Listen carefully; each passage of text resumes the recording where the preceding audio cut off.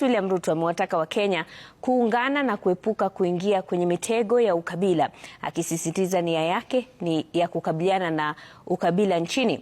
Akizungumza katika ikulu ya Nairobi leo alipokutana na uongozi wa jamii ya Maa, Rais Ruto aliwarai viongozi hao kuganga ya mwaka wa 2027 na kuunganisha jamii yao. Tumekubaliana ya kwamba hatutaki siasa ya ukabila, chuki na migawanyiko. Jameni, mkubali kama Wakenya tuungane, na tuungane ili tuweze kuhakikisha ya kwamba Kenya inapiga hatua ya kwenda mbele na hakuna jamii ama sehemu inabaki nyuma. Nataka tushirikiane na naomba ya kwamba pia na nyinyi mshirikiane.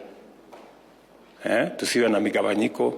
Viongozi hata kama ni kuomba kura, tuombe kwa taratibu, kwa heshima na kwa ustaarabu.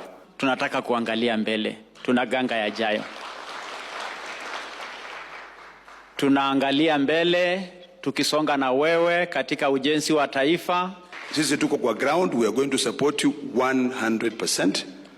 Hii kazi ya kubaki nyuma tumesema hatutaki. Na kwa sababu nimeomba kabisa kwa heshima, I came here purposely to assure you